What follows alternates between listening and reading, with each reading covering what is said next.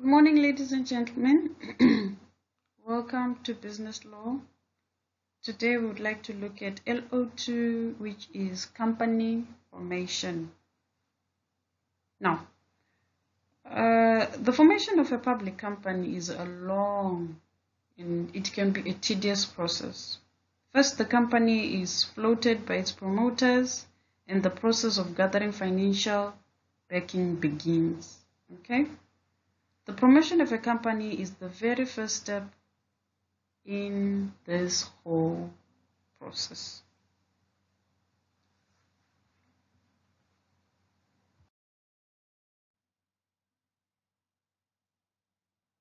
Now let's look at promotion and the promoter. Now, formation of a company.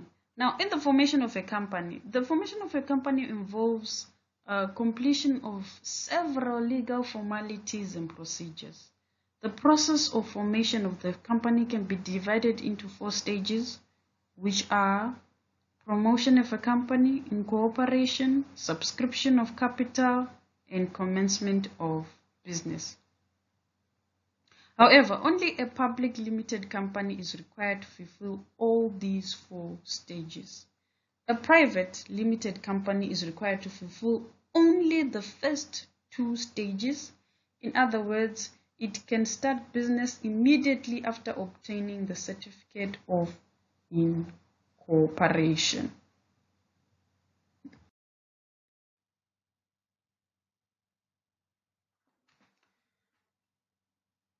Promotion of a company.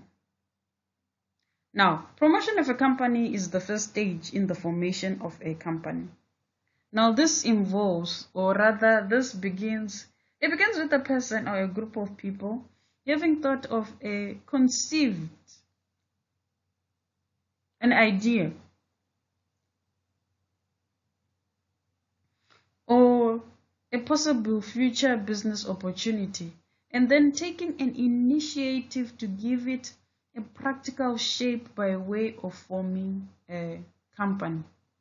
Such a person or group of persons who proceed to form a company are known as promoters of the company.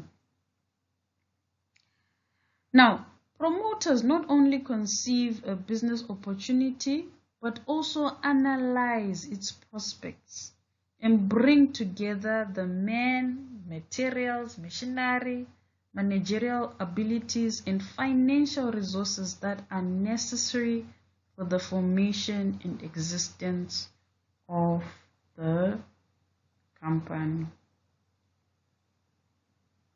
Now, the next thing we would ask ourselves is, what is a promoter? Now, a promoter, this is the person who originates the idea for formation of a company and gives the practical shape to that idea with the help of his own resources and with that of others.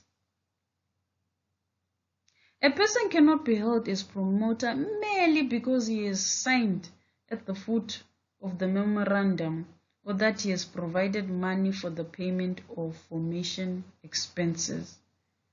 Promoters render a very useful service in the formation of the company. A promoter has been described as a creator of wealth and an economic profit. The promoters, they carry a considerable risk because if the idea sometimes goes wrong, then the time and money spent by them will be a waste.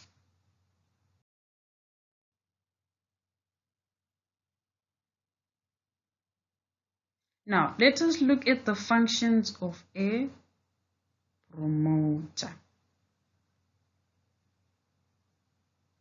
Number 1, a promoter, his function is identification of business opportunity.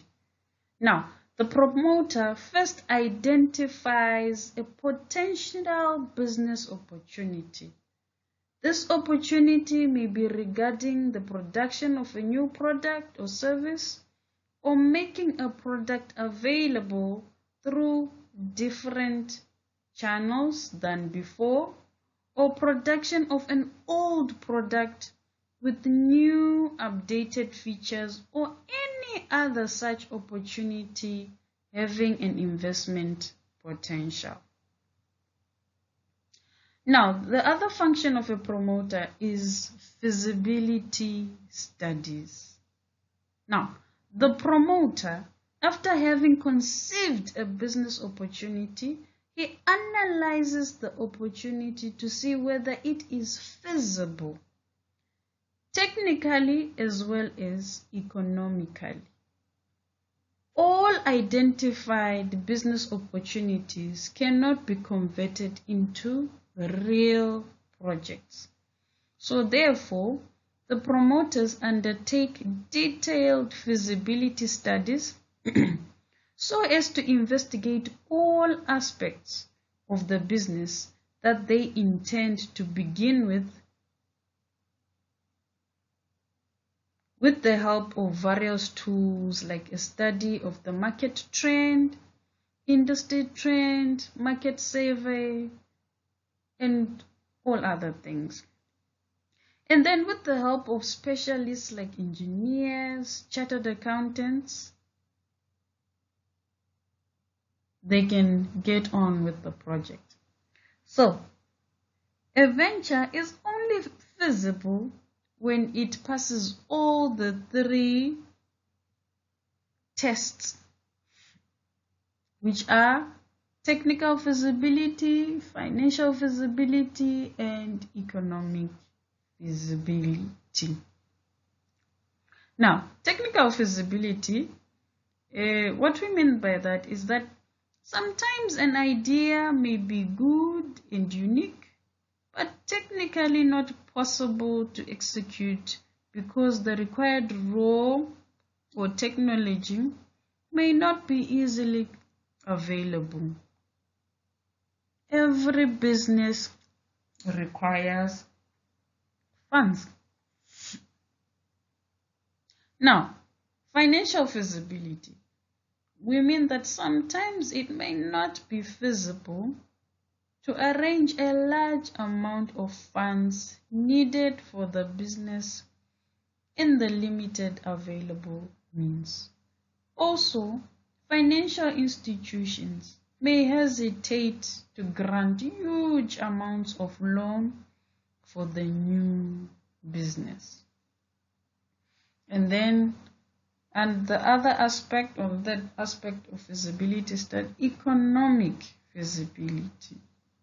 So a business opportunity may be technically and financially feasible, but not economically feasible. This means it may not be a profitable venture or may not yield enough profits. In such a case, the promoters refrain from starting the business. Now, the third function of a promoter is name approval.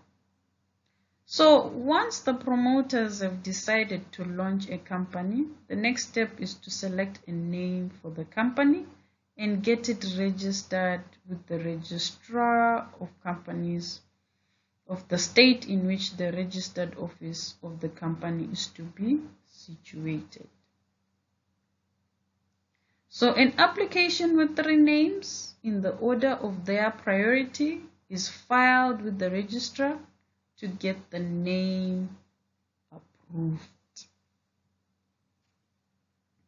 And then the fourth function of a promoter is fixing up designatories to the memorandum of association. Now, the promoters, they decide upon the members who will be signing the memorandum of association of the proposed company. Usually, the signatories of the memorandum are the first directors of the company.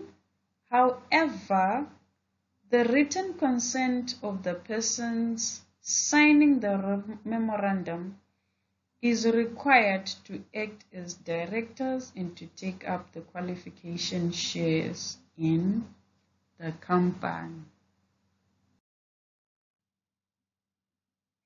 The other function of a promoter is appointment of professionals.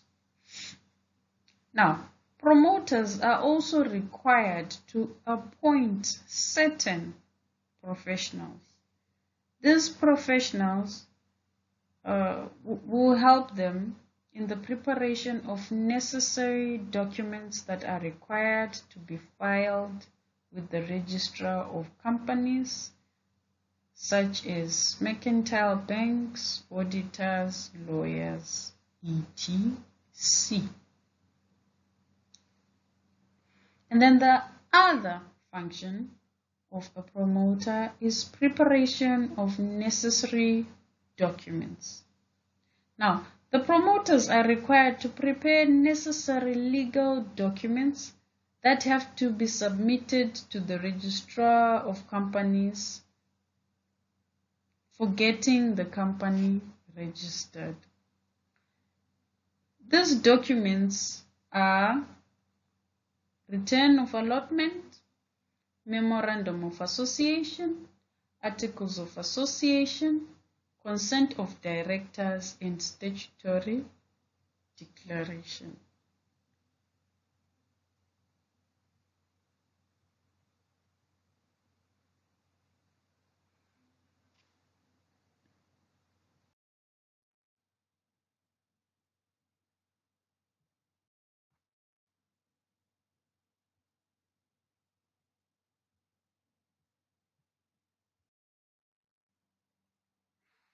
Now, before we get to duties of a promoter, we also want to look at the rights of a promoter. Now, the first thing, a promoter has the right of indemnity. So what we mean by this is where more than one person acts as the promoter of the company, one promoter can claim against another promoter for the compensation and damages paid by him. So promoters are severally and jointly liable for any untrue statement given in the prospectus and for any secret profits. Now, the other right of a promoter is the right to receive the legitimate preliminary expenses. A promoter is entitled to receive the legitimate preliminary expenses which he has incurred in the process of formation of the company, such as cost of advertisement, fee of solicitor and surveys. The right to receive these expenses is not a contractual right. It depends upon the discretion of the directors of the company. The claim for expenses should be supported by vouchers. Now, a promoter has the right to receive remuneration. Now, a promoter has no right against the company for his remuneration unless there is a contract to that effect. In some cases, articles of the company provide for the directors paying a specified amount to promoters for their services, but this does not give the promoters any contractual right to sue the company. This is simply an authority vested in the directors of the company. However, The promoters are usually the directors, so that in practice the promoters will receive their remuneration. Now, let's look at the duties of promoters. Number 1, to disclose the secret profit. What this means is that the promoter should not make any secret profit. If he has made any secret profit, it is his duty to disclose all the money secretly obtained by way of profit. He is empowered to deduct the reasonable expenses incurred by him. Number 2, he has a duty to disclose all the material facts. Now, the promoter should disclose all the material facts. If a promoter contracts to sell the company a property without making a full disclosure, and the property was acquired by him at a time when he stood in a fiduciary position towards the company may either repudiate the sale or affirm the contract and recover the profit made out of it by the promoters. And then the promoter must make good to the company that he has obtained as a trustee. What this means is that a promoter stands in fiduciary position towards the company. It is the duty of the promoter to make good to the company what he has obtained as trustee and not what he may get at any time. And then the other thing is he has a duty to disclose private arrangements. This means that it is the duty of the promoter to disclose all the private arrangements resulting in profit by the promotion of the company. And then lastly, he has a duty against the future allottees. Now, when it is said the promoters stand in a fiduciary position towards the company, then it does not mean that they stand in such relation only to the company or to the signatories of memorandums of the company, and that they will also stand in this relation to the future allottees of the shares.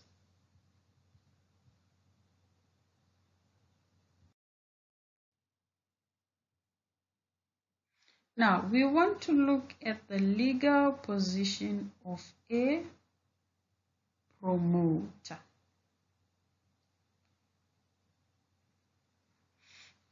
Now, the promoter is neither a trustee nor an agent of the company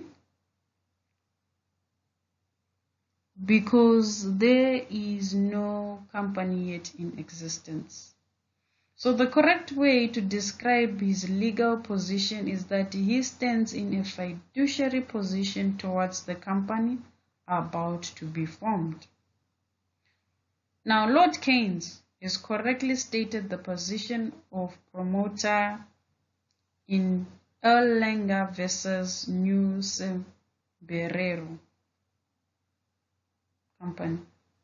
Now, the promoters of a company stand undoubtedly in a fiduciary position. They have in their hands the creation and molding of the company. They have the power of defining how and when and in what shape and under what supervision it shall start into existence and begin to act as a trading corporation. So, from the fiduciary position of promoters, the two important results are as follows. Number one, a promoter cannot be allowed to make any secret profits. If it is found that in any particular transaction of the company, he has obtained a secret profit for himself, he will be bound to refund the same to the company. And then number two, the promoter is not allowed to derive a profit from the sale of his own property to the company unless all material facts are disclosed. If he contracts to sell his own property to the company without making a full disclosure, the company may either repudiate or rescind the sale or affirm the contract and recover the profit made out of it by the promoter. Now, a promoter who wishes to sell his own property to the company must make a full disclosure of his interest.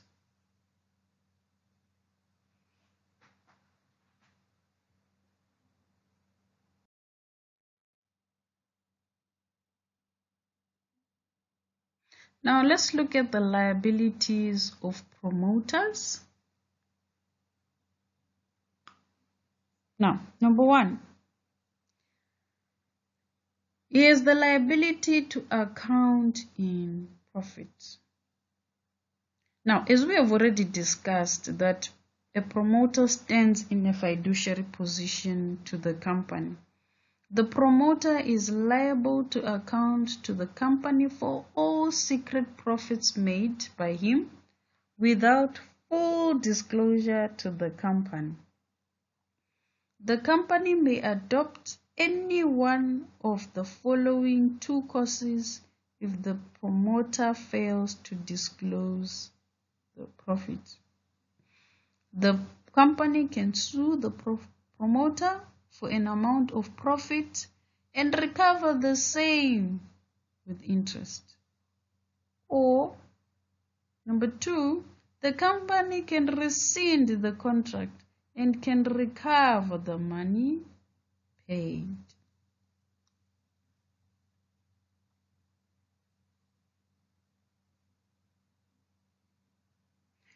Liability for misstatement in the prospectus.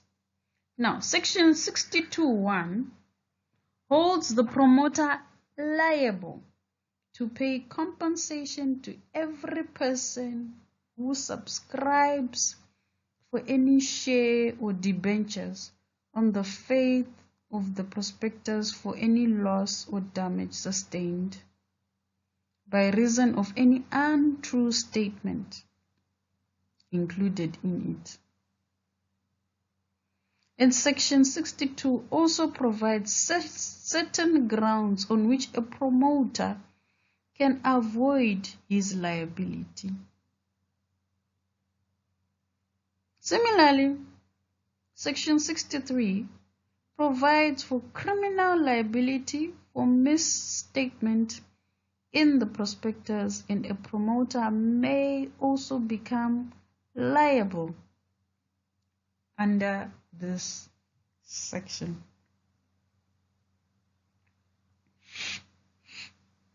The promoter may also be imprisoned for a term which may extend to 2 years or may be punished with the fine up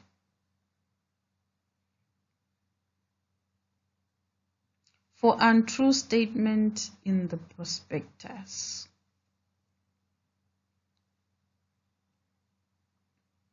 Now let's talk about personal liability.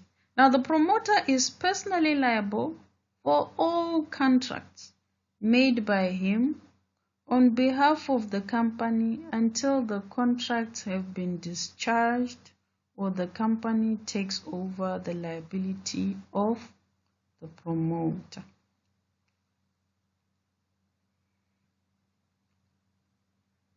The death of a promoter does not relieve him from his liabilities. And then the last liability at the time of winding up of the company. Now, in the course of winding up of the company, on an application made by the official liquidator, the court may make a promoter liable for breach of trust. And also, where fraud has been alleged by the liquidator against a promoter, the court may order for his public examination.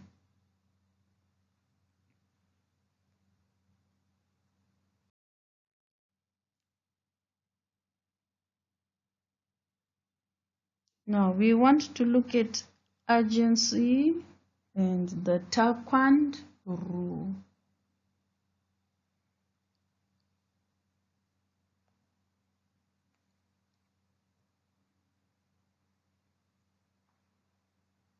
Okay. So, in the case of Royal British Bank versus TURQUAND, this was in 1856.